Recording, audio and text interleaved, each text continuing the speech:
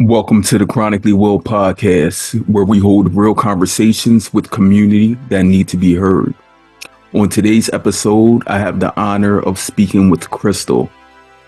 Crystal, before starting this recording, I did tell you that we're going to have this organic conversation because you are a family member that I have never met before, but it's like that big family reunion. We get together, we gather, we feast on our cultural foods, and we just talk about every and anything. So I thank you for joining me on this journey. I truly appreciate you. Thank you. Thank you for having me, and appreciate you uplifting our voices that aren't so heard in our community. Yes. So Crystal, I'm getting to know you just like our audience is getting to know you. Could you give me a brief description of who you are?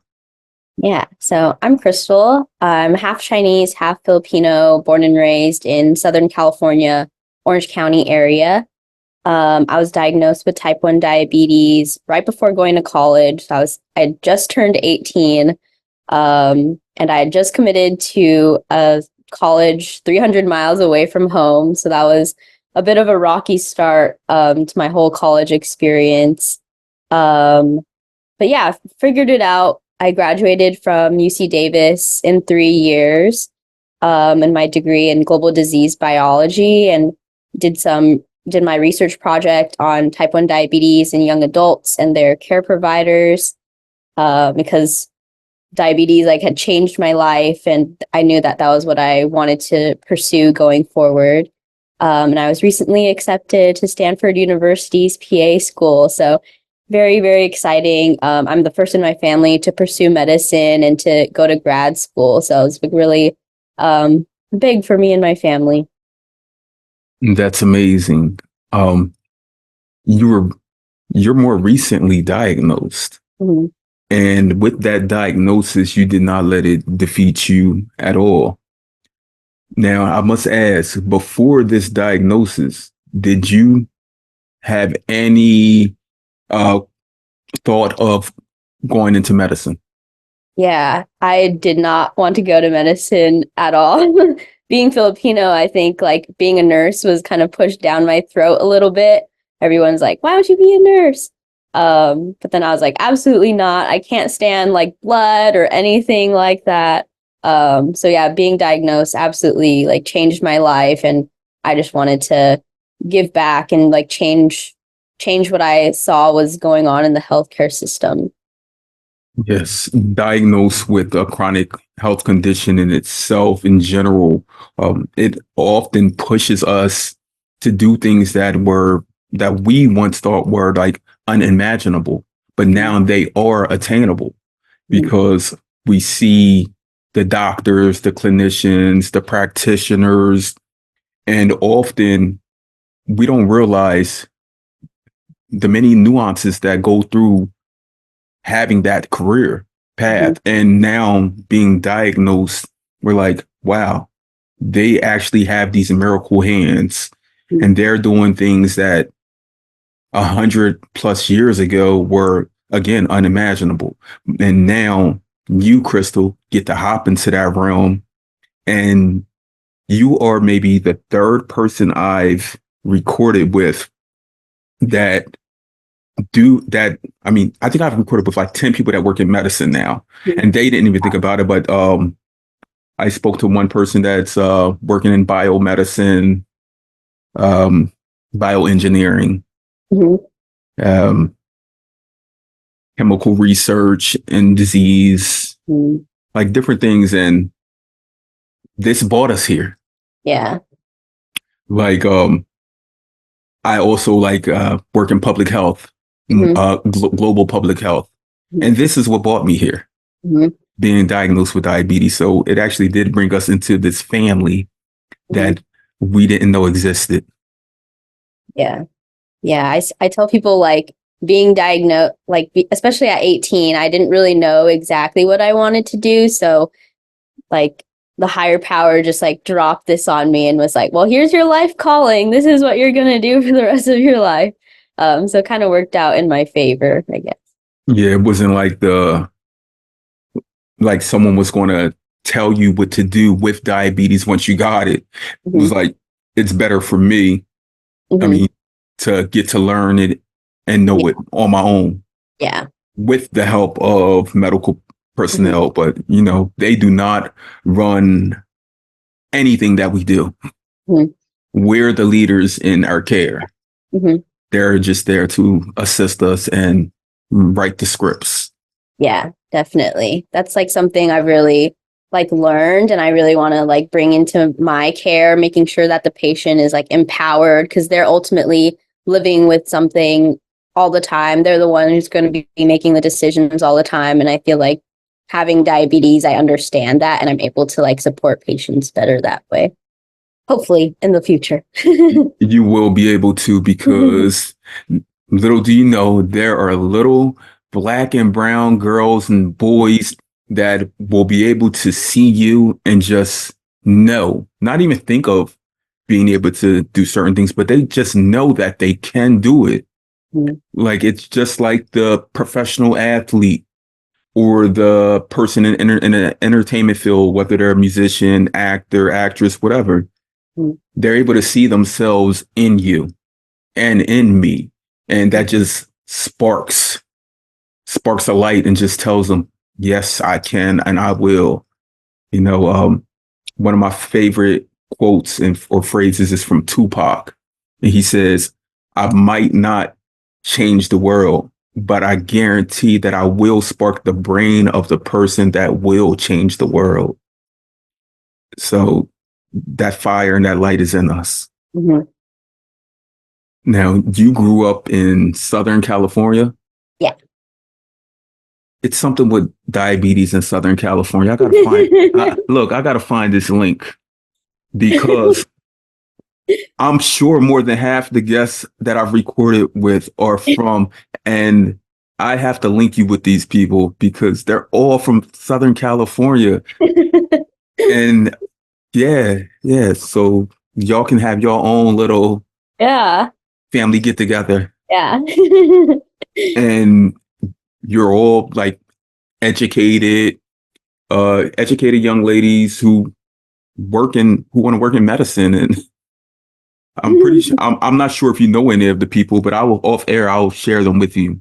Okay, yeah, definitely. I'd love to connect with Right, others. right.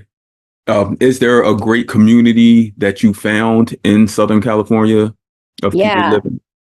yeah. I have met with we have a group called the Subtle Asian Diabetics. So there's like a Facebook group called Subtle Asian Traits. And they kind of like share like cultural jokes and about being Asian. And we created, or I guess Allison and Cindy, my two good friends who also live with type 1, and are also Asian American living in Southern California. They like created this group called Subtle Asian Diabetics, and I joined in about 2020, and we just had a meetup last night, and we just like talked about diabetes a little bit, talked about our lives, what's going on, and they're both Cindy is a PA and Allison is a resident, so we like share like so many different things, and so we're able to like talk and relate to one another so well, and so that has been like a super great group that I go to all the time. I'm able to rant about diabetes to them. I'm able to say like, oh shoot, like my endocrinologist is retiring. Like what recommendations do you have? So it really has like meant the world to me to connect with them.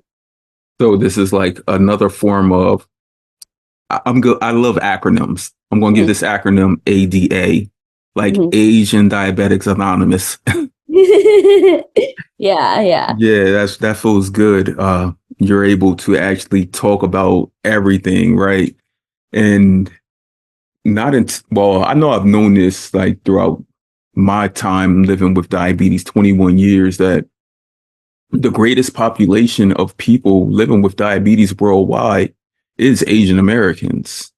Mhm. And I don't know what the direct link to that is. Mhm. Have you in your studies found any direct link to that?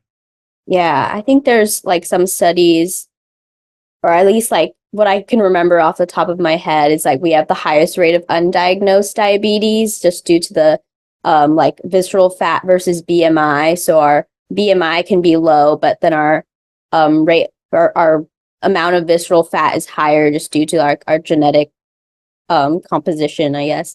And so it's not really because our BMI isn't elevated, diabetes isn't caught as early or as often. And then also like our cultural foods, we have like a lot of rice, so a lot of carbohydrates and noodles and things like that. And then also like the prevalence of smoking, like culturally in the past. But yeah, those are just some things that I can think of off the top of my head. Sounds just like my culture. Look, Right. and it's crazy because growing up, I did not realize like the connection between like my culture, the African American culture, and any other cultures like Asian America, Latina or Latino American. Like it, like when we really break down and look inside, like the similarities are Mhm, like so prevalent.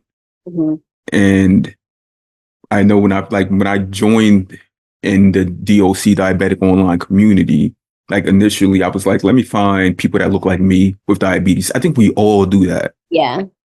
And then I think around 2021, I started a campaign like diabetes looks like who, and I reached out to different people with diabetes. It was like 80 something people. And we Mhm, created like a short video. And then like last year, I created one, Diabetes Looks Like Who, Representation Matters. mhm, And I was like, I need everyone that I can find that is a diabetic of color, mhm, because we know that the media does not share mhm. like regular people like us. Like everyone is regular, but just look at us. Yeah. Like walking down the street, there's no way I have diabetes, right? There's no way you have diabetes, right? Yeah. It's But in this. but we do. Mhm, And I wanted to tap more into your background. mhm, You're of Filipino and Chinese. Okay. I'm trying to I don't think mhm. I've ever met anyone who's Filipino and Chinese. Yeah, we're pretty rare. Right, right. Pretty rare. Um, are your parents first generation here in the US? So my dad was born in Florida, and then my mom immigrated here from Vietnam during the Vietnam War when she was about 6 years old. Okay, so now let me guess. Yeah, so it's kind of like complicated, but Yeah. yeah, I'm like first generation on my mom's side. Okay. But I Now, when you said your mom immigrated here from Vietnam, think. so now I'm like, okay, which parent is Chinese? Which parent Mhm. is Filipino? Yeah. So Like you came into the middle. Like you. Okay. Let me see. I'm just going to guess your mom yeah, is Filipino. or my mom is Oh, Chinese. your mom is Chinese. See? Yeah. But yeah, we're pretty culturally Vietnamese. We like eat a lot of the Vietnamese foods. Mhm. Um, but yeah, I always get questions about that. Like, but she's from Vietnam, so how is she Chinese? And like our blood is like Chinese, but she's just living in Vietnam. Kind of like how like we're Chinese and Filipino, but we live in America like that. I got you. I got you. Like, I mean, just like black people here. Like, Yeah, exactly. I mean, the predominantly my family bloodline is like Northern African, Mhm, and I only know that through ancestry DNA. mhm, Like, I think I know more about that than my parents even do. mhm. Now, how was it growing up in California? Were you like, what kind of things were you involved in? Yeah. I feel like I was pretty involved in my community growing up. I attended a lot of like the recreational classes. But I think like a big part, I was part of a lot of the basketball activities down here. So we have a big Asian American basketball league, Japanese American basketball league. So I was a big part of growing up. So I was able to like connect with people who looked like me, went to school with people who look like me. I think like especially in Southern California, there's so many Asians down here that I didn't feel weird like bringing cultural foods to lunch is like the big stereotype that a lot of people talk about. But I've never really felt that. And I feel like, in fact, like people wanted to try and eat what my mom made for me for lunch. So yeah, it was really nice growing up in Southern California where there's so many people who like shared the same cultural background as me. That's good that California, Southern California in general, has that big melting pot Mhm. of like different cultures Mhm. because you can't go everywhere and find that. Yeah. Like you find that in Southern California, you find that in New York, you Mhm. find that in Toronto, you find that in London. Mhm. Like you don't find it everywhere. Yeah. Yeah. Did you grow up with any siblings? Yeah. So I have two younger brothers. So I'm the first in my family to be diagnosed with type 1. So it came to like a big shock to them too. I remember like when I was in the hospital, they're like sending articles to me. So yeah, they've been really supportive through the whole thing. Your younger brothers were sending articles to you. Yeah, like this is what type 1 diabetes, this is what's in store for you. So it was good that they're able to like learn alongside me. Yeah, that's good. Now, and have they been tested through like trial net or anything to see if they have any of the genetic markers, autoantibodies, carriers? No, not yet. I think my youngest brother, like we tested his A1C just because there was a little bit. I mean, he's going through puberty, so his body's going through changes. But yeah, I think that was the only thing. But definitely something to consider in the future. Right. Yeah. And I know, like all of us, being diagnosed was the greatest surprise ever. Like we didn't expect this at all. Now, again, we was talking about like just the Asian culture in general, Black culture in general. There's a lot of diabetes. Mhm. Like, and when we think back 100 years ago, even the advent of insulin, 1921, first use 1922, it was thought then that people that looked like you and me weren't able to get diabetes, Mhm. like just based on really our pigment. Mhm. And I've been doing research for at least the last 5 to 10 years with different organizations trying to figure out like when was the first person of color Mhm. given insulin. Mhm. And the first article that I can read is of a young girl, 12 years old in India. And that was in the 1930s, like a Wow. decade after insulin became readily available. Mhm. Because at the University of Toronto, where many young patients were treated, none of them were of color, even though Toronto had a high Native American or indigenous culture. Mhm. Yeah, so Wow. there's always been discrepancies in health care. Mhm. Wow, that's like really shocking to hear and heartbreaking too. My It goodness. is. It is. Someone actually messaged me yesterday and she asked, well, she was like telling me about her frustrations with research Mhm. and healthcare when in regard to people of color. Mhm. And she went on, she actually vented about Dr. Banning Mhm. and wondering like why people of color weren't treated then. Mhm. But also had to let her know like he was just one individual. Yeah. Mhm. And at that time, globally, that's what they thought. Mhm. Now, and it's not always on us to change that narrative, but we did change that narrative. Yeah. Like, like never ever will we be pushed to the back of any line or bus again. Mhm. Yeah. I think something like I've really noticed in diabetes, or it's like something like I really advocate for when I see it in like diabetes research is like during like the demographic breakdown, some research studies will only have like white and like non-Hispanic. And like that doesn't you're missing so much diversity by just having two groups of people. So something like I really try to talk about with students is like disaggregation of data. So making sure like you're not just putting Asian, you're putting like Southeast Asian, like different groups. So then you kind of like break down and see where these health disparities are. Like, for example, like Filipinos have been like marginalized in the past, and I feel like we're missing a lot of research just because we're like aggregating them all into this one group. So yeah, research has been an interesting thing to navigate for me, like in the academic setting as well. Speak it louder, Crystal. Let them know. Like seriously.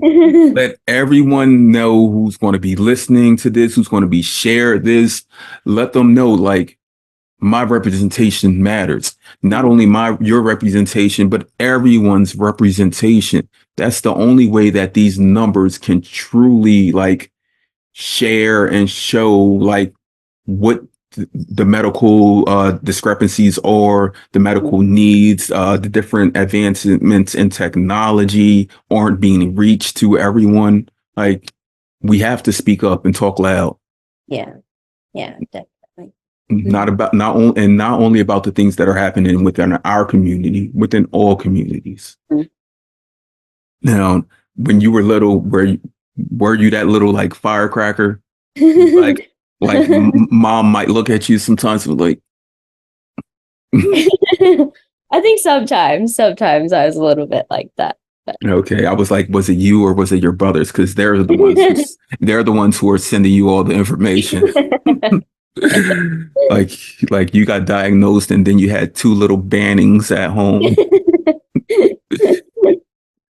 Yeah, I always wonder, like, do siblings, because as siblings, like we always figure, like, we can figure this out. We can cure our siblings of ailments. We're the ones who tell them everything and teach them everything in life. Like if they were like, we're going to figure this out and we're going to cure her like one of these days. Yeah. Oh. Yeah. So when you were deciding on going to school, you said you were going to go how many miles away at first? 300 miles. So from Southern California to like one of the northernest parts of California. Okay. And what changed that? I remember really distinctly actually. I was just like really panicking because I had gotten into another school maybe a few like an hour away from home. And so I was like, shoot, should I go to that school instead, even though UC Davis is like where I was pretty set on and really excited and happy about. And my mom was like, no, like you can't let diabetes stop you. And I think like that has like really pushed me and something like I really remind myself as I like continue on that like it doesn't stop me and I can still like achieve my dreams like a normal person, quote unquote normal person. But yeah, You are a normal person, not a quote unquote normal person.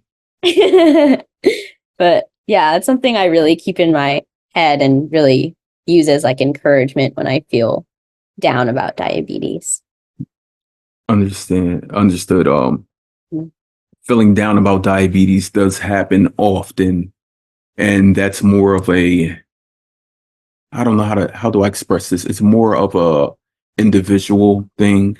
It's not something that our family sees often. They may see it like once every Mhm. 6 months to a year, but truly, it's something that as we live through it, we realize that we deal with it often. Mhm. And many times people want to know and ask, can you explain type 1 diabetes to me? And I often like tell them, like, unless you're living in this body Mhm. or you have raised someone and taken care of someone with it, then it's like I can't truly explain it. It's like I can't have like someone who has any other chronic health condition. I can't they can't truly explain to me Mhm. the ins and outs of it. Mhm. Now, have you ever tried to explain type 1 diabetes to someone? Oh man. Probably. I think when I was like 18, I think I really had trouble explaining, like when I was first diagnosed, I really had trouble explaining to my parents and my family, like what exactly was going on per se, like in my head and like mental health wise. Like it wasn't just about like injecting insulin and all that stuff. It was like so much was going on in my head as well. Um, so yeah, I think I've definitely hit that obstacle of like, how do I really explain this all? Like it's not just being insulin dependent, it's so much more than that. It's so much more than that. Mhm. The nuances, as I call them, of diabetes. It's not something that we can turn on or turn off. Mhm. Because if we take a break and just pause for a few hours, it's something that we can't get back. Mhm. Like, like people can fall asleep and just wake up like hours later. That's not something we do by choice often. Mhm. Like we have to plan that. We have to plan our naps. Mhm. Like who does that? Are we 2 years old? like, like seriously, like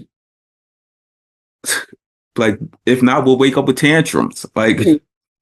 or we're going into the nap with a tantrum Mhm. from the different variables that are living with insulin dependence. Do you remember those days, like before diabetes, where you were able to just freely go about life? Oh yeah. Yeah, definitely. I think like that's something I really reflected on, especially in the beginning. I was like really mourned my old life before where I could just eat whatever I wanted. My life didn't like revolve around numbers and things like that. But at the same time, I'm like really grateful I didn't have to grow up like around diabetes. Um, but yeah, I definitely was like really depressed, I think, at one point. Just like mourning my old life. Like, why do I have to do this for the rest of my life when I was perfectly fine before, perfectly fine, quote unquote, before. So yeah, I definitely went through that. When did you get a true understanding and feel that this was forever? Because the medical teams can tell you, like, this is forever. You're going to have to do this. If you don't do this, this will happen. These complications, the ultimate complication being death. Mhm. The, but I mean, that's the inevitable anyway.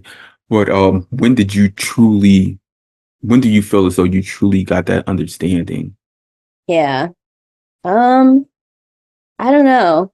Have That's you? a hard question. Um, I think I've more so taken it like day by day, and it's like gradually hit me that this is, or I guess like I've gradually accepted that this is going to be a forever thing. But at the beginning, I definitely took it like day by day. Like I can remember very distinctly like having like my grad party and like, okay, I'm gonna go to the restroom and go inject myself and like breathing in and out and like trying not to be so sad and like anxious. But like in those moments I really took it like day by day and tried not to think too far ahead in the future because that was so scary, you know. Um, but yeah, I think I've come more to terms that this is what it's gonna be like. You were 18. You were Hmm. young. You had just graduated from high school. Had I you was graduate? about to graduate You high were school. about to graduate from high school. Like being diagnosed with diabetes, like altered you, changed Mhm. the trajectory of your future in so many ways. It's great that today you're able to stand up, stand loud, and say, I'm diabetic and proud. Mhm. And I'm sure a big part of that has to be you finding community, Mhm. because finding community helps us in that understanding that, I mean, no one wants to be alone, no matter what.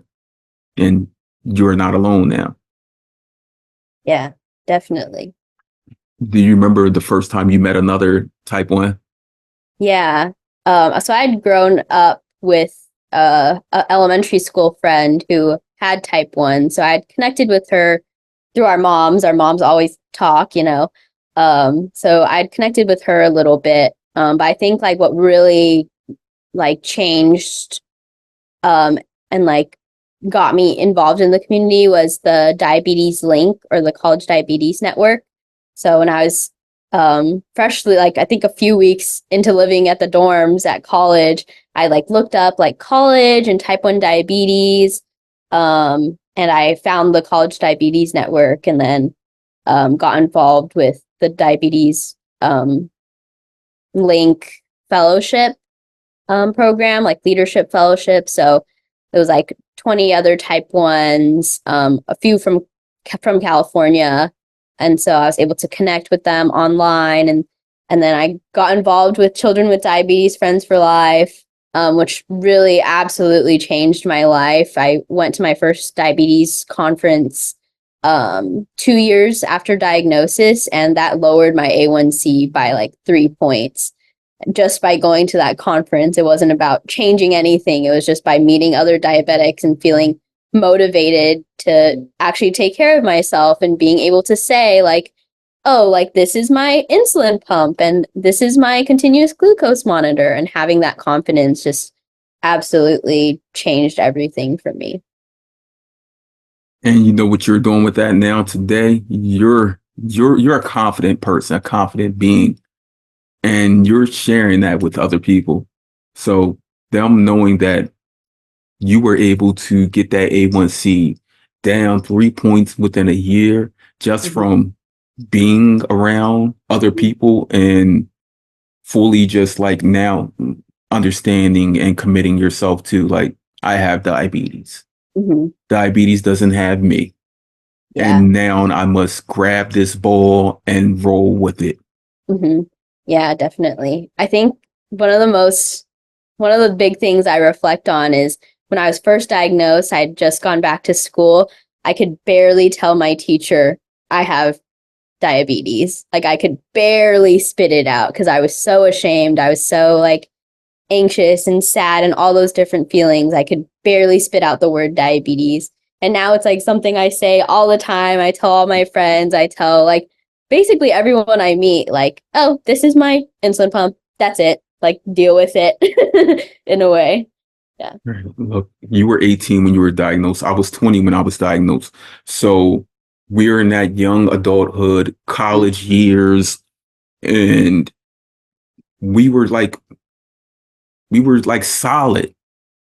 Like it felt as though nothing could break us until that diagnosis. So when we received that diagnosis, it was like, not only am I a bit broken, and I truly don't know how to remedy this. I mean, I don't know how to speak to anyone else about this. We weren't gifted those therapeutic measures that I feel as though should be in play for anyone diagnosed with a chronic health condition, with any life-altering condition. We should have those therapeutic measures gifted to us. There should be a one-pager that's handed out to us, and not only us as adults or young adults diagnosed, but families, so that they can get a better understanding, because upon diagnosis, we need that support system. If we are given that or gifted that support system, it truly will help us just even mentally be prepared for life. Yeah. That's why I share that story, because I think often clinicians and research and science people want to hear like the numbers. And so that's why I share, like, when I went to this conference, it went down by 3 points. Like that's the amount of impact that this has. And then I think people who don't live with diabetes are able to understand it a little bit better. So that's why I share that. So it's so impactful. Look, to me, I just put the whole basketball reference in play, because you're talking about playing our part of a basketball league, and now you're saying the 3 points. I'm like, okay, maybe I should title this "Crystal Got Game." No, you were saying that previously that you were the first person in your family that you know of that's been diagnosed with diabetes? With type 1, yeah. Type 1. You have a family history of type 2 or other diabetes? Yeah, so my grandma on my dad's side has type 2, but other than that, that's it. Does she use insulin? No. Okay.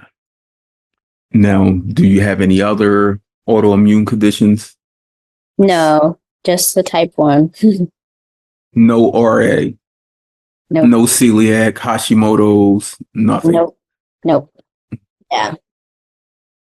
I wish I could say the same, but I'm 21 years into this, so they say it usually comes in threes. Yeah. Look, there we go. All about game again. I wish it came in nuns, like none. Now, what kind of technology do you use today? Yeah, I'm on the Dexcom G6 and then the Omnipod 5. Okay. Yeah. So. Twinning. Oh, perfect. Yeah. I love the closed loop. Mm-hmm. Now, what do you keep your settings like lower? Like, I know with the Omnipod 5, like 110, like 110 is the lowest you can go on there. I think I'm at 12, maybe. Yeah. Okay. 12. Now, is that the first technology you've used? Yeah. So my first endocrinologist I was actually just talking about this with my diabetes friends. She had put me on the Omnipod right away. She didn't really ask for my opinion on a tubeless versus a tubed pump, but was just like, I'm going to put you on the Omnipod because you're not used to having tubes. So I was like, okay. So yeah, that was kind of like, so I feel a little bit stuck to Omnipod because it's the only thing I've ever known. Same. So we'll see. Right. I mean, who's used to tubes? Yeah. Like when you said that, like she was like, because you're not used to tubes. I'm like, who's used to tubes? Like I remember when I first transitioned to a pump and going into the training because they knew that I had already worked in like public health, especially like with people with type 1 diabetes. And they were like, I don't think you need any of this training. They actually asked me to come in and start helping train like patients. Wow. Yeah. And I mean, it was something I did for a little bit. Mm-hmm.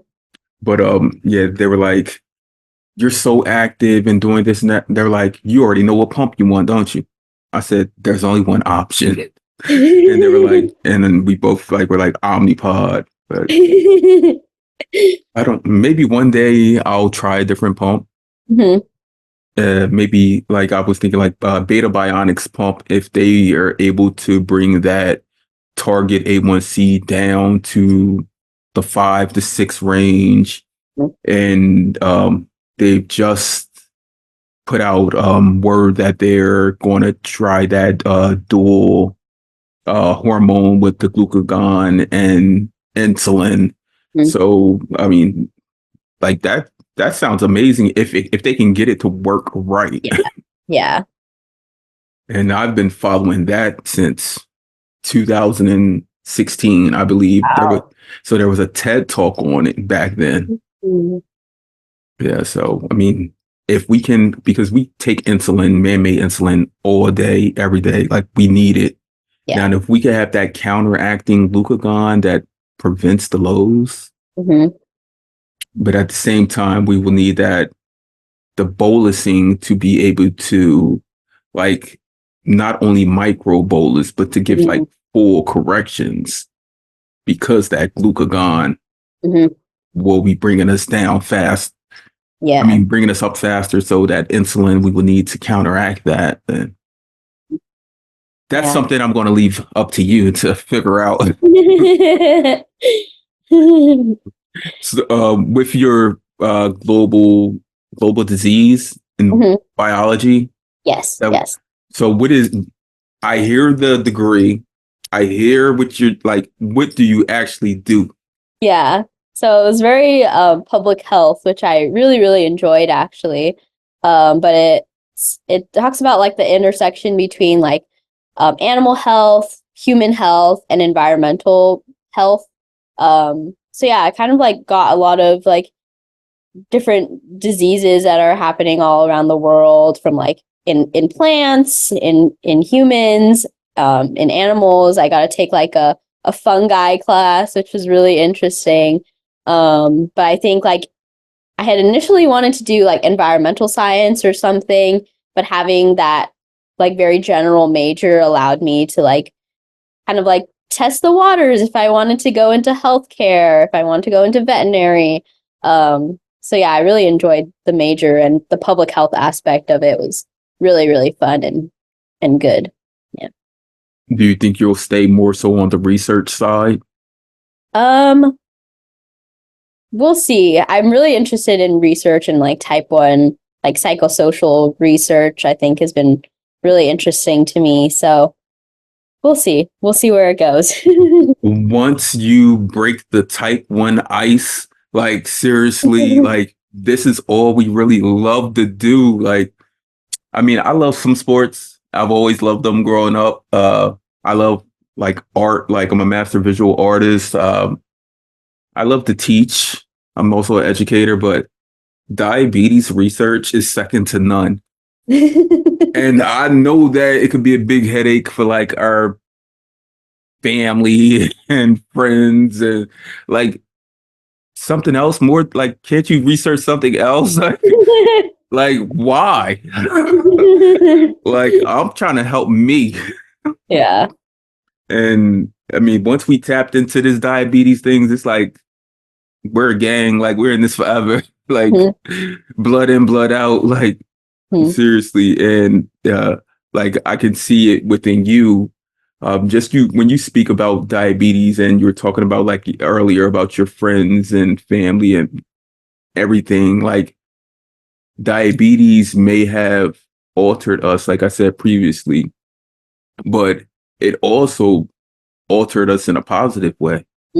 It's given us more drive. We were able to truly identify our purpose and what we want to do that's meaningful. And we know the incremental and measurable steps to get there because you did not know, like at 18 pre-diagnosis, that this is what you were going to go to school for. You had like an abundance of things to choose from, right? Yeah, I like really had no idea like what I knew like I was interested in biology and the sciences, but what exactly was the big question. And yeah, being diagnosed was just like, okay, I'm gonna guide you on what you want to do. So just really gave me my passion. Passion. You got right to where I wanted to talk about. Like even beyond diabetes, what are some of your passions, some of the things that you truly enjoy today? Yeah, so I ran my second half marathon on Sunday. And we gotta get you signed up for the New York Marathon. I know. I'm trying. But yeah, that has been a lot of fun. Yeah, I also do Tahitian and hula dancing. So it was my grandpa's 90th birthday and I performed for everyone there. But yeah, I did it in elementary school and then got back into it in college. So that's been another good thing to stay active a little bit. But yeah. So you're not only doing research and studying, but you're having fun. You're enjoying life. Yeah. And you've always enjoyed life. Yeah. Diabetes has not, it has altered it, but it hasn't stopped it. Right? Yeah. Now, living through the everyday life as someone with type 1 diabetes, does the breaks like that you have to take bother you at times? Yeah, I think I went for a run the other day and I had to stop because my Dexcom arrow was double arrows down. And I was like, oh, dang it. Like I really wanted to like finish this full mileage all the way through, but I gotta stop. I can't just ignore it. So yeah, it definitely like bothers me and is like frustrating at times, but at the same time, I like to like give myself a little bit of grace and say like, thank you for my body. Thank you to my body for like taking me this far and being able to like run and like feel the breeze on my face and feel good. So yeah, like just like giving myself grace in those annoying little moments of diabetes, I think has helped. I'm going to expound on that. Uh, Hmm. Thank you to your body for giving you grace. Hmm. Now, so many people talk about how much they hate diabetes. I mean, I think we all have had that moment, even if that moment lasted for 10, 15 years. And some days and nights it pops up and just triggers you because being diagnosed with a chronic health condition is a traumatic experience in itself. Now, how were you able to today thank be thankful for your diagnosis? Yeah, I think like I'm I think still I'm grateful that I'm able to like walk every day. I'm able to like feed myself and like my body is still able to do so many different things even though it can't produce insulin anymore. So really like thinking and like holding that gratitude for the things that it is capable of doing rather than focusing on like the deficits, I think has brought me a lot more peace. Do you feel as though you have a better understanding of your body and nutrition and diet and exercise, all of those things today? Yeah, yeah, I definitely feel like more in tune because I think right before I was probably in DKA for a long time prior to being diagnosed. And I just remember feeling so terrible and like I didn't know what was going on. Like I was like, maybe this is puberty, maybe this is just the way my body is now. I don't really know what's going on. But I was like really mad all the time and frustrated. Um, I think I just felt disgusting all the time. So um yeah, I definitely feel like I'm able to like tune in more. I'm able to know when my blood sugar's high now. Um, and just like understand like when I have these mood swings, oh, my blood sugar's high or my blood sugar's low. And just like giving myself like some grace and like understand that that's like this is not just like I'm not just a mad person. Like it's because I have this thing going on in the background. Right. You have it's a hormonal imbalance, Hmm. and we're actually taking a man-made hormone to try and balance that out somewhat. Yeah. But we don't produce the other hormone that will counteract that. So, like I previously mentioned, that dual insulin pump that has both glucagon and insulin could be Hmm. better for us as a community moving forward. Um, because technology has extended the lives of people Hmm. in general, people living with type 1 diabetes, because again, 1922, before Leonard Thompson, there was nothing. Yeah. Just to think about like our cultures and where we come from, where um, like our heritage, our descendants. My family was not rich. We Hmm. did not have wealth. We weren't middle class either. We Hmm. were below that. And just to know that there were so many people probably in our family that probably went undiagnosed Hmm. and passed. So many people from underlying circumstances, marginalized communities, even today, Hmm. that go miss or undiagnosed because of the disparities in healthcare. Hmm. And I ask you because you're someone who works in the field that's just trying to help better understand and communicate this with people. Uh, do you have any guidance or measurable steps or anything that someone from, say, like a marginalized or disenfranchised community could use? Yeah. I know there's like the diversity in diabetes has been a big game changer. They did some research with historically Black colleges, which was really cool. They were like, they had like a big grant that was able to like propel them more. Um, what's the other? There's another group that I can think of. Mutual aid diabetes, I know is a big community out there. Um, but yeah, I think that's like something I really think about and consider when I'm talking about my experiences. I'm talking so that other people who look like me feel like they can talk about their lived experience too, and they can like reach out for help and feel like they can talk about diabetes and having a chronic illness. So something like I really think about in my head too.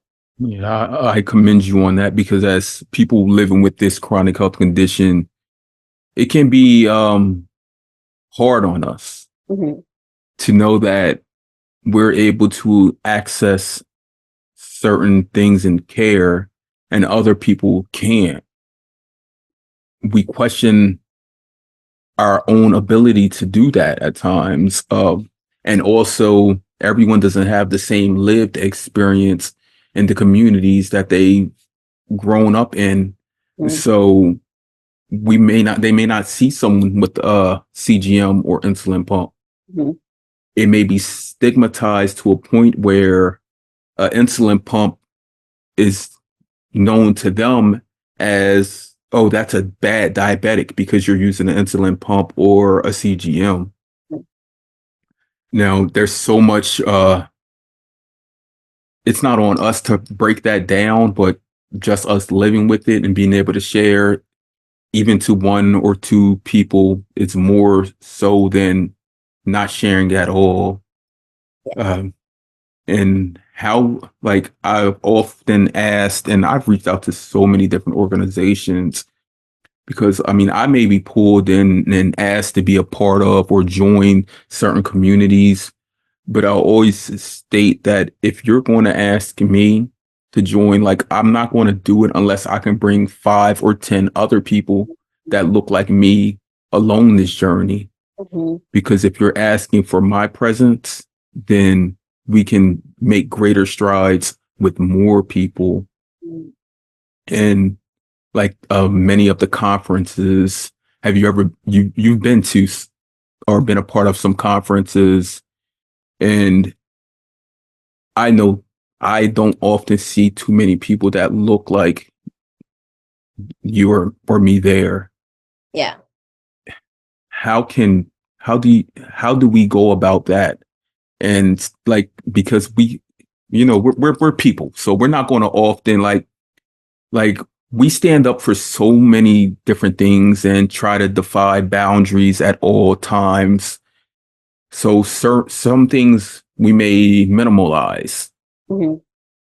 but things that truly affect our community, this diabetes community, how do we make sure that they're able to look at all of us and invite us all in? Hmm.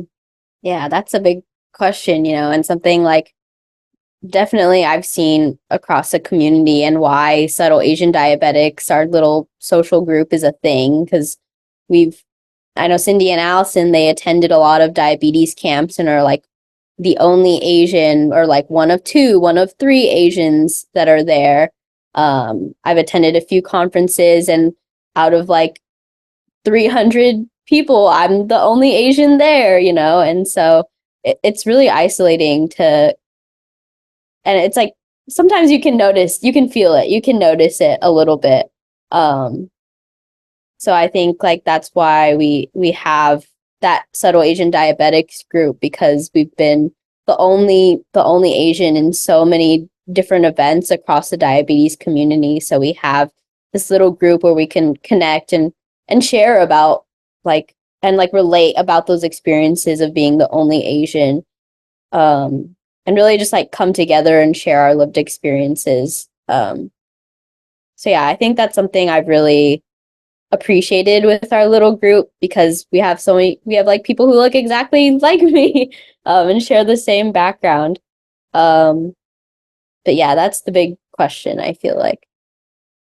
Well, you just said it. That's what we can do, and that's how we always maneuver. We build within our communities. Yeah.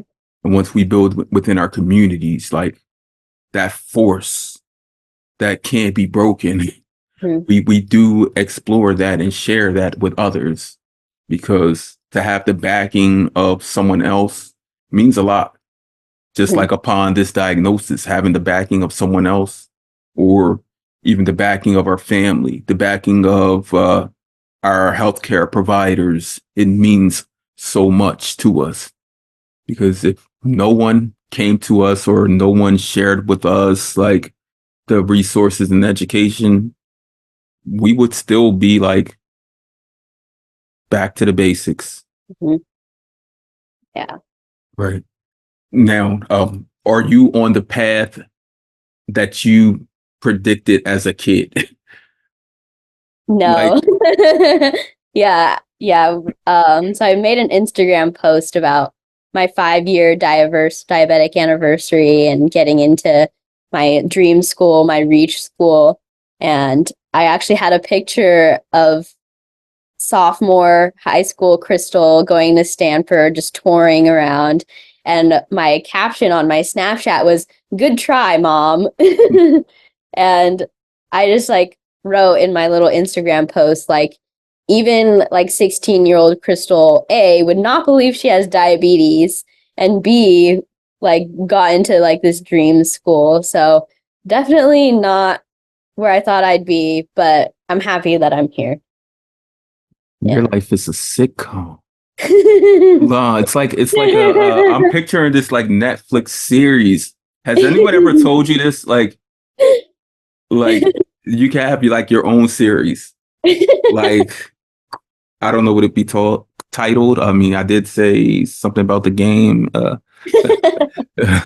Like seriously, um, like you're touring schools, and now this chronic health condition pops up, and you expected to go 300 miles away, but you stayed closer to home. But you also, in the end, did and became everything even unimaginable.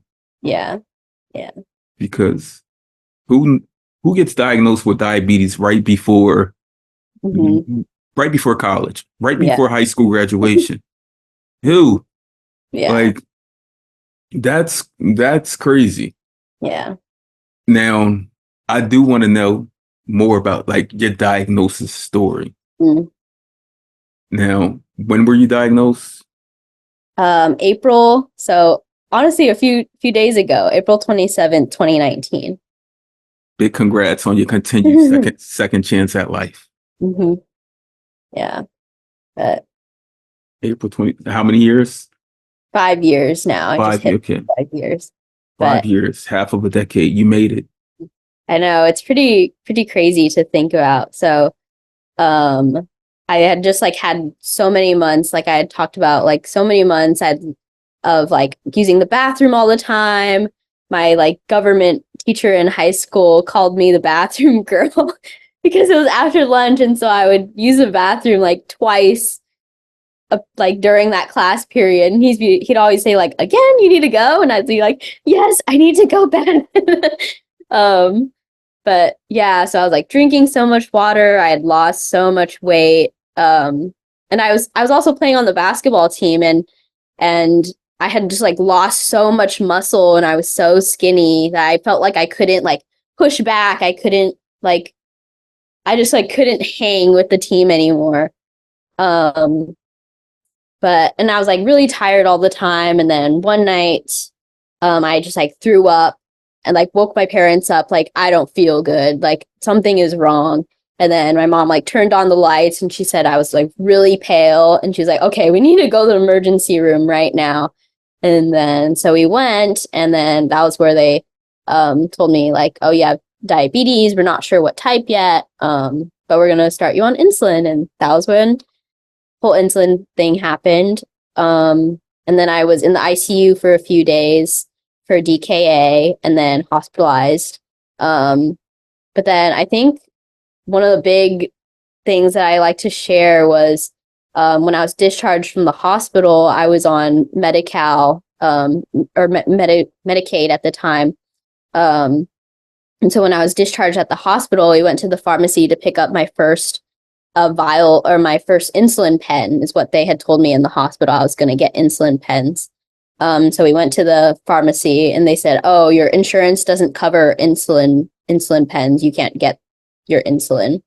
And I was just shocked. I was like crying because it was like a really scary time. Like they had just told me I need this insulin and this pharmacy isn't giving it to me. So it was like a really scary time, but ultimately I was able to get it because they needed to switch it to the vials instead of the pens.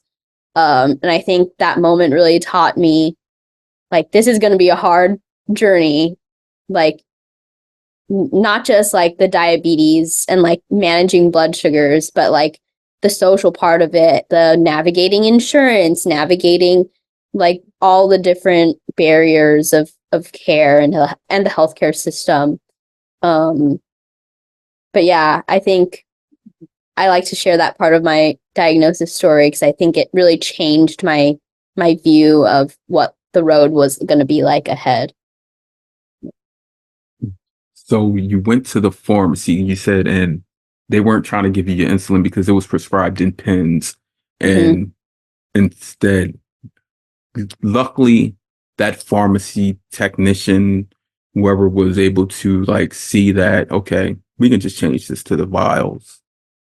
Yeah, so they had to like call the doctor who had discharged me, and it was like a lot of back and forth. But yeah, it was like a really, really scary moment for us. Yeah. And people don't realize that don't have a chronic health condition that needs care nonstop, that insurance is like a make or break. Like some people have great insurance that will just cover everything. And then some people have insurance that needs prior authorization to every single thing. And the heartache and pain it takes in fighting for those things. And from day one, they made you an advocate. Like they made you be able to stand up not only for yourself, but socially for everyone, because you knew in that hospital during that diagnosis of that young girl who was in DKA probably for weeks. I don't know how much weight you lost, but I'm up here. I'm like, wow, because I know I lost 40 pounds and I didn't know. But I'm sure it's upwards of 20 plus pounds. Yeah, at least 20 pounds. At least 20 pounds. And when you look at those pictures, you're like, like, Mom, how could you not see this? Yeah, that's actually another funny story. So my mom was really concerned actually that I was losing so much weight. And she asked me, because I was going to the bathroom after meals, she was like, are you throwing up your food after eating? And I was like, I looked at her and I was like, no, like, why would you think that? And like all these different things, because I was just like so mad in DKA. But yeah, that's another story. Yeah, you're probably like so irate because of the high blood sugars. And we know that today. We didn't know it then. Yeah. But yeah, you were truly like put into a position to where like now you know you will have to advocate and fight for this, because many people don't know that until months Yeah. down the road. And we see it across our social media feeds all the time. Every Mhm. day, there's someone who's fighting through insurances, fighting for the next vial of insulin. Mhm. And it's like it's disheartening, like seriously, that we need these things. Mhm. Like you were 18 years young, not old, 18 years young, still in high school. Mhm. And you just went through this traumatic experience and you didn't even know, like your body was already going through a traumatic experience probably for months on end. Mhm. I'm still thinking like your friends didn't notice either. You must have stopped playing basketball for a while. Yeah, so luckily basketball season had ended, but I actually talked to one of my friends who was on the basketball team the other day, and she's like, "Yeah, I just remember at the banquet thinking you had lost so much weight." And back then we didn't know what was going on. And then I was 4-year basketball and 4-year badminton player. So badminton season came after basketball. And my senior year I didn't play because I was just so tired all the time. And I was like, I need to sleep. Like, I can't study, play sports, and sleep enough. So I quit badminton. But yeah, it's something I think about a lot. And you're never going to get a nap like that again. Like, I think they like the diabetic gods do that on purpose. Like, why? Like, why do y'all do that to us? Like, I remember those days, like just sleeping and just like, like, and then they're like, you're in a hospital for 3 days where you can't sleep. Yeah. And the 5 years after that, like, how much sleep have I actually gotten? How much sleep have I gotten over the last 48 hours, the last week? Like, yeah, the diabetic gods did that on purpose. Look, they knew what we could handle, Yeah. even though I Yeah. prefer to have the sleep. Yeah. Right. So yeah, your diagnosis story is very similar to many others that I've heard. Mhm. And just to know that you were in DKA, which is diabetic ketoacidosis for anyone who doesn't know, like it is maybe the greatest complication next to the inevitable, which is death, because diabetic ketoacidosis is when your blood sugar is rising to like gets so high that your blood becomes acidic, and that leads to all these other complications that will truly like just shut down every functioning organ, Mhm. like even your brain. Like that's why we get so irate and angry. Like it's really altering your mind. Mhm. And people not living with this and not researching it like we have and dug so deep into it, like they don't know this. Even Mhm. people that live with type 1 diabetes, many of them don't know about the different variables that exist. Like it's like truly like there's no limit to the variables of diabetes. Mhm. Yeah. You know, being 18, when you were out of school for a few days, right? Yeah. Yeah. And you got back to school. Hmm. uh, I push for this, that the schools and that the medical teams can somehow get together Mm. to be able to communicate with the student body, the staff, the faculty about um, the changes in a person with a chronic health Mhm. condition, instead of us always having to fight for everything. Because as we live through this and live with it, that can be like near impossible, Mhm. especially upon diagnosis. Mhm. And then we think about the social aspect. Mhm. Someone in the school knew you had diabetes before you got back there. Mhm. Many people in the school probably knew. Mhm. And that wasn't something that you told them. Mhm. That should have been something that was left to you and your family. Mhm. Now, do you remember that day you stepped back into the school? Yeah. Yeah. So I was a AP student. So I just remember telling my teacher, like, I don't think I'm going to take the AP test because I haven't been able to study because I was in the hospital. And then like barely been being able to say like I have diabetes. Like I think like diabetes in my head had so much stigma around it, and like to say that I like had it was just like I could barely spit it out. So yeah, that was like a really difficult time, like trying to still keep up with academics while being out for, I think I was out for a couple days. And then telling my friends too, like, oh, I have diabetes. I'm gonna have to go inject myself before lunch. So yeah, it was a really crazy time. Yeah. And like, no one told you Hmm. that when you got back to school, there was like, there's certain things that should have been in play. Yeah.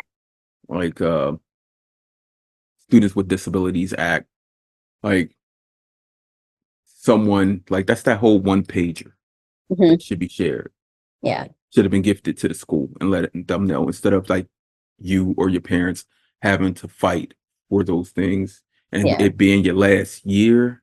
You were Hmm. down to your last what month or Yeah. so of Like school, few weeks. Yeah. your last few weeks. Yeah. I mean there were still finals. I don't know if you had to take finals or not, but you should have been able to get whatever resources were available so that you could be at your best.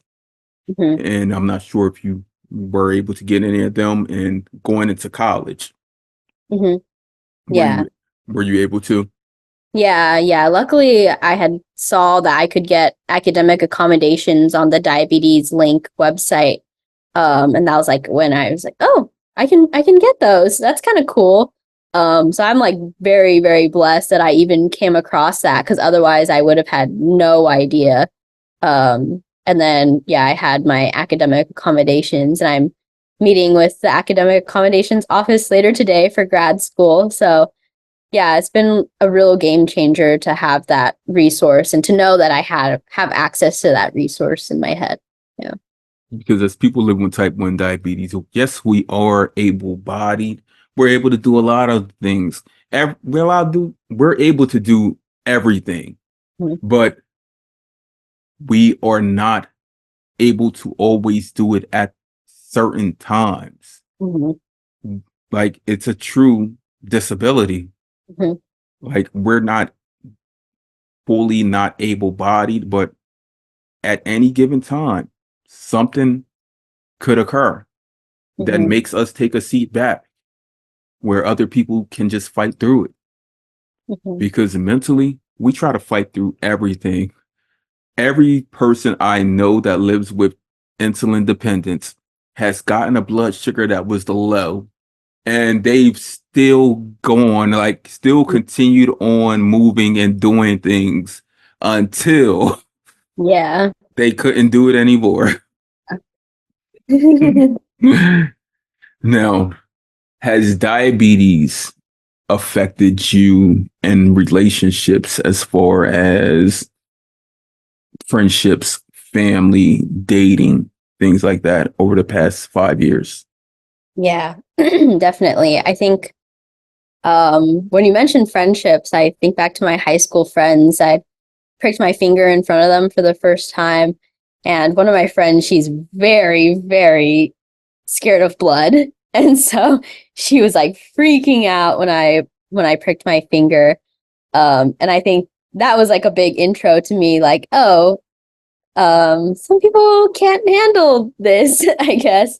So yeah, that was like a really like almost isolating time, I think, a little bit, because that like freaked me out and was like, oh, should I not inject in front of people? Should I not prick my finger in front of people? Should I not have my devices out?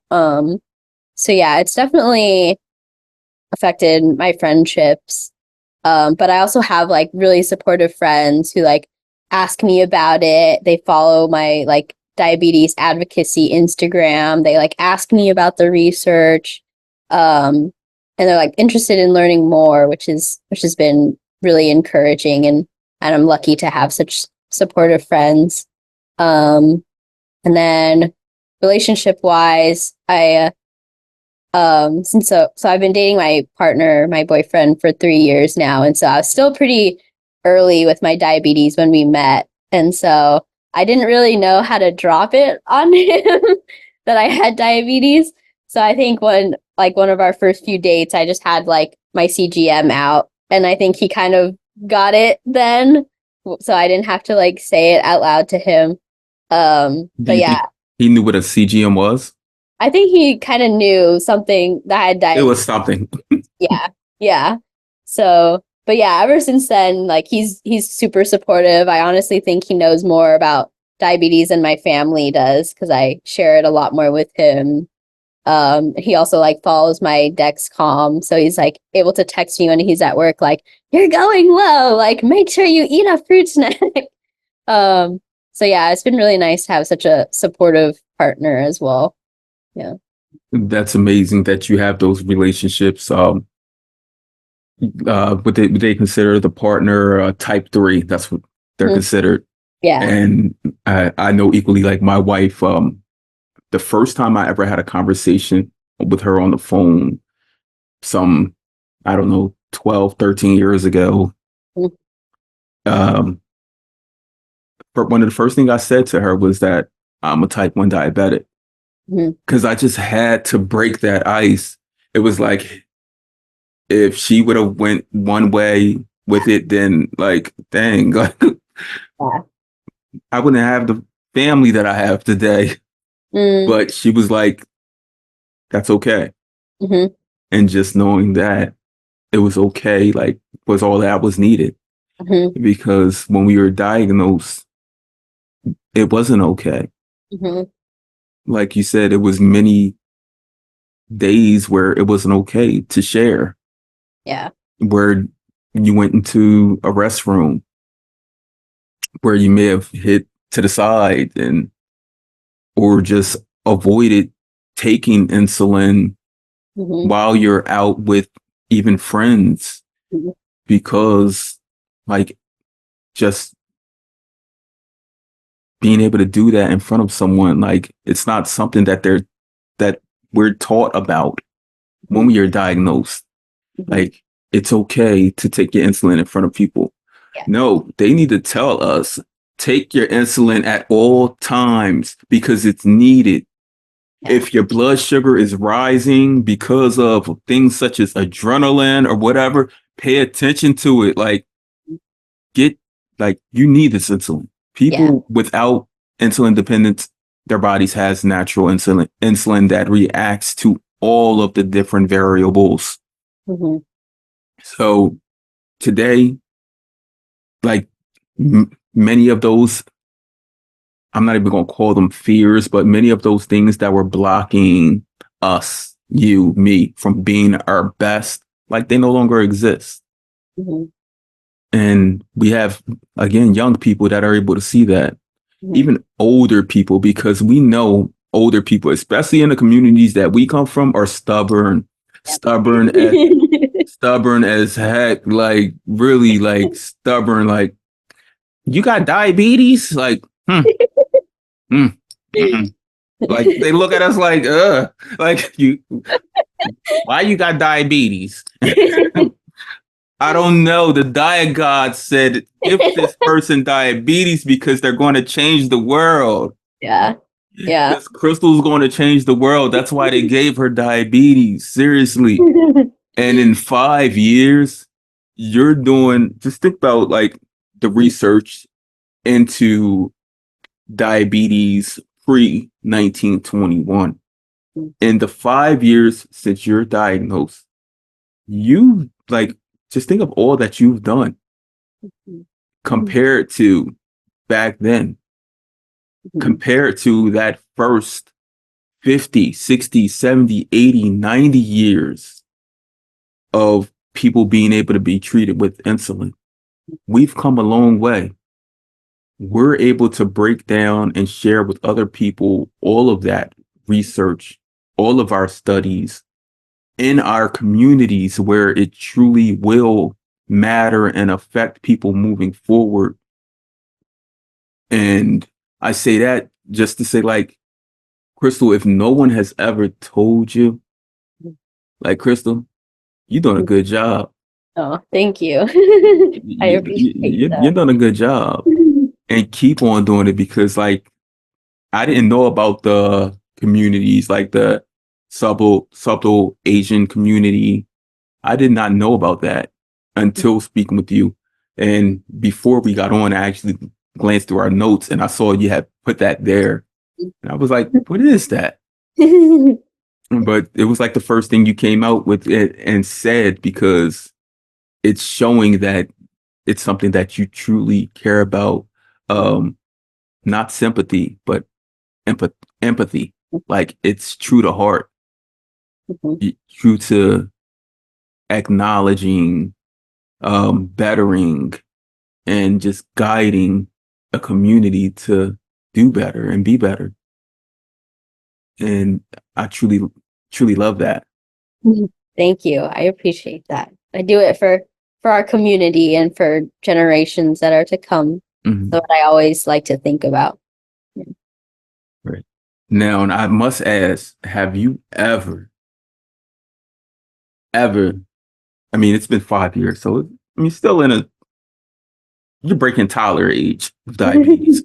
Like my diabetes turned 21 this past year, but yours is breaking toddler age. So I know you have had to think of this, and more recently than I. Do you ever think of life without diabetes? Oh, yes, definitely. Yeah. But I think sometimes I think about it like my life is a little bit better. Like I kind of like it now than what an imaginative future would be without diabetes. But yeah, I definitely like reflect and like wish I didn't have to like think about carb counts all the time, like think about numbers all the time. But I think like diabetes has taught me so much. And I've like met so many amazing friends and community members through it that I'm like grateful at the same time. I'm able to like have that gratitude for this different life path that was in store for me.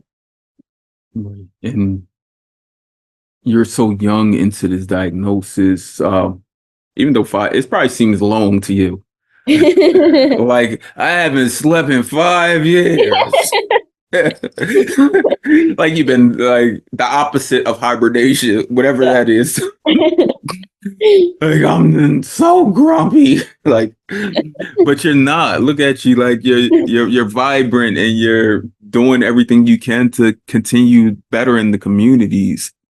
So I must ask, on the day, not today, maybe not tomorrow, but I'm sure you can see it in the future because, like myself, like, you're a research giant. Like, this is what we do. We follow every article, and the day a cure is here, Crystal. I mean, a cure, not something that can be retracted.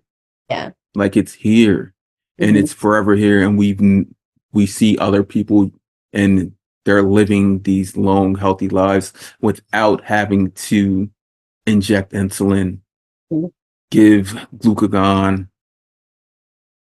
On that day, you find out like diabetes is cured.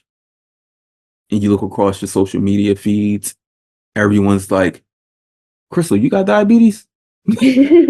My diabetes not working no more. Like, like on that day, when you find out that our diabetes is not working anymore and it's gone, what do you do?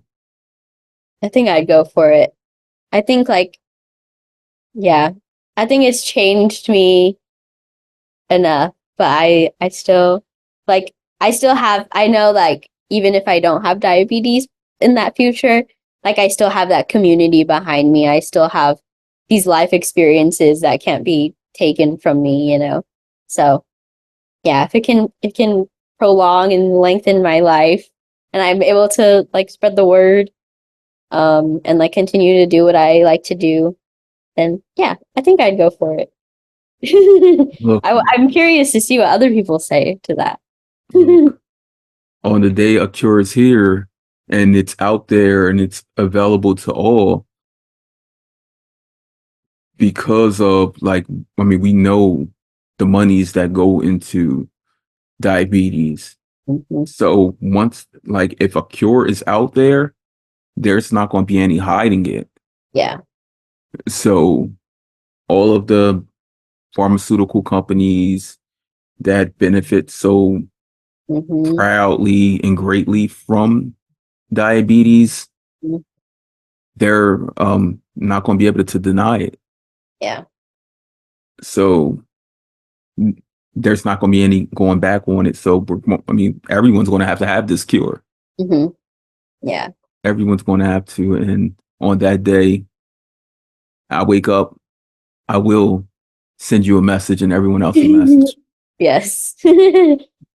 First, just saying thank you and letting you know, like, our time here is not done. Mhm. Diabetes may be cured, but we still have the next thing to fight, just like we have with our communities, our cultures, forever. Mhm. That fight is embedded in us, Mhm. and it was embedded and instilled in us before we were even thought of. Mhm. So this fight along this journey, Crystal, Mhm. I truly appreciate you for joining me on it. Thank you. Thank you so much for having me. This is such a good conversation. I'm happy to be here. Mhm. Thank you. On that note, Crystal, thank you for joining me on the Chronically Well podcast, where we hold real conversations with community that need to be heard. And Crystal, you are someone that needs to be heard. Thank you. Thank you.